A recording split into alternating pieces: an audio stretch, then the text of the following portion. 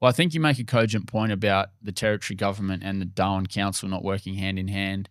Case in point is the Provisional Heritage Declaration made over the entirety of the Esplanade. I'd love to get your view on this because, I mean, I find the act of a provisional declaration interesting because that in itself locks the Esplanade up and essentially prevents anything from happening to it while they actually determine the true heritage value of the Esplanade. Where do we go from here? Is that a good thing? Do you see the heritage value as bringing bringing value to the CBD? Is it a negative thing? Like what's the potential of the Esplanade for a developer like yourself with interests in the city? What could some of the positive flow-on effects be of a developed Esplanade? There's a couple of questions there. Well, firstly, we'll start with the Heritage Declaration. Yeah. Is it a good thing or is it? The Heritage Declaration is probably a knee-jerk reaction to that development that they tried to put there, the RSL thing. RSL, sure. Okay. Yep. It shouldn't have even allowed to be born, that concept, my personal view on that thing. So, however, having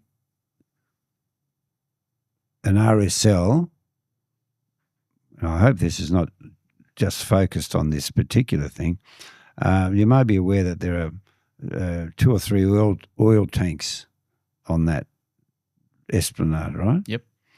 Now, an idea I suggested many years ago, it gets back to this heritage thing, was to move Admiralty House on top of one of those tanks. All right?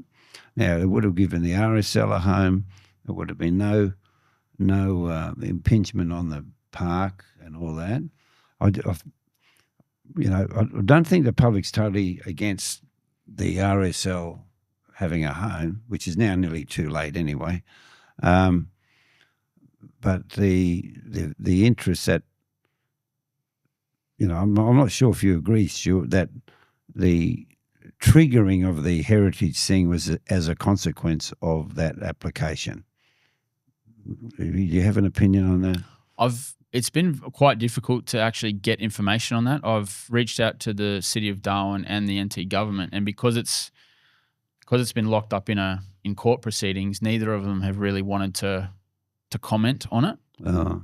So in terms of finding out, I mean, I'm sure that I could. I didn't even know there was a court proceeding. So it's ongoing, and from what I understand, there's going to be some kind of decision made next year. So this has been, I think the declaration was made in 2023, I believe. So it's something that's been going for quite some time.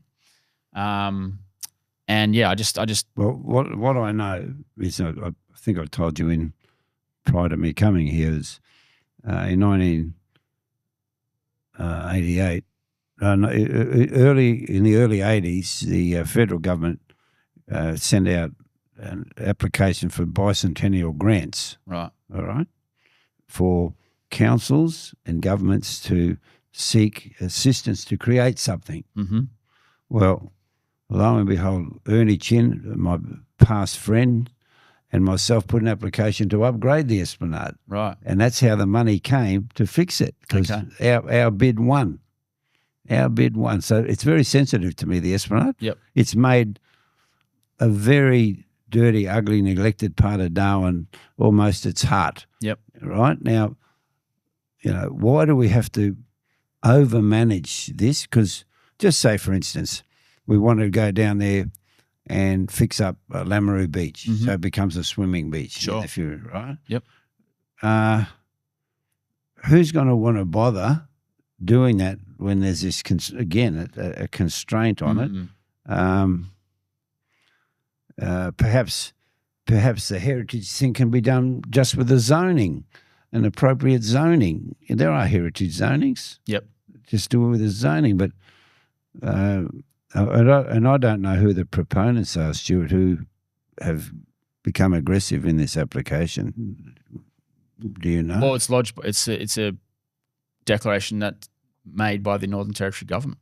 Oh, well, maybe the new government can just.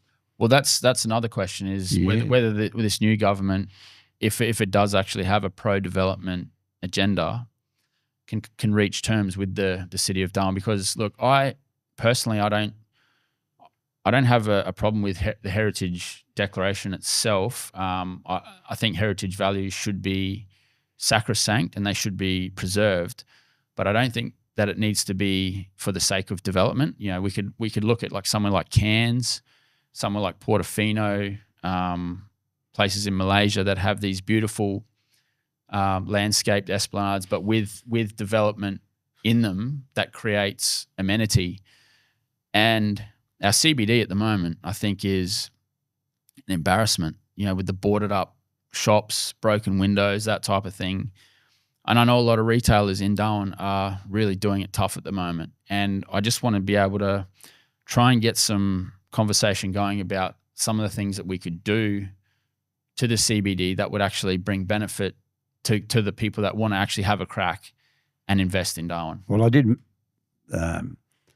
I did actually fringe on this before, is that we need to be doing things so that people can spend more time in the CBD, right? Now, I was a councillor once. I was a councillor once, and this is one of my – I actually sat for mayor once. That was a bit silly, but yeah. So, yes, there's no question, but building a competitive commercial precinct to what's already crumbling is not a good idea.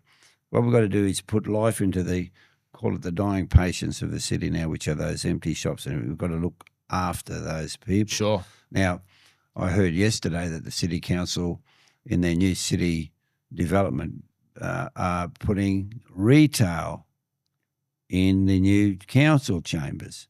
Now, again, that's drawing people away from the CBD. Mm-hmm. Now, something most people in Darwin don't know, but in the early 80s, where they've just built the uni, right? Yep.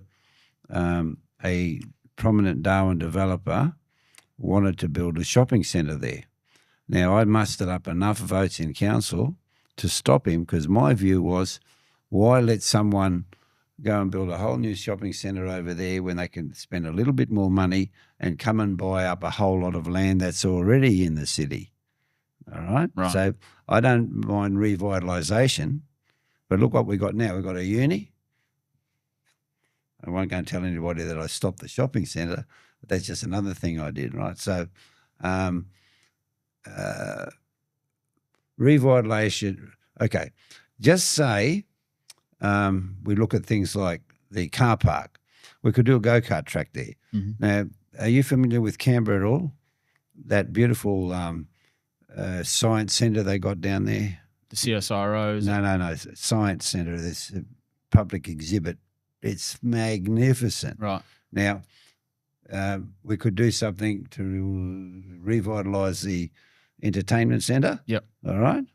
I even suggested at one stage that the RSL could go upstairs there. All right.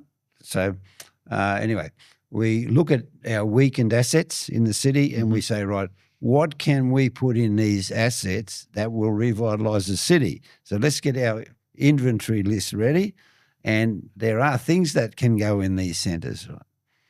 Right. Now, where a lot of people have been, in my opinion, fooled in the tourism area is that if you look at what's happening at the airport, right, they've got quite a magnificent set of hotels now with pools and all that stuff. They're starting to look flash, right? Mm-hmm. Now, all the money the owners of the airport spend in that precinct, and that's another example of commercial being built in what was previously uncommercial land and taking some strangling lifelines out of the other landowners around. Okay. So I'm totally against government and semi-government bodies getting commercial advantage. Right. Right. If you want something, go and pay whatever it is. Yep. Now, I'll give you another example because I'm going to get to a very serious point here. Okay. The waterfront land down near where the Aboriginal cultural centre is being built now, and all the way along where all the barges are, some of that land is at $500 a square metre. There is no waterfront land in the world available at that price. Right. So we don't have to use the Esplanade. We can actually do stuff in the CBD, but not there.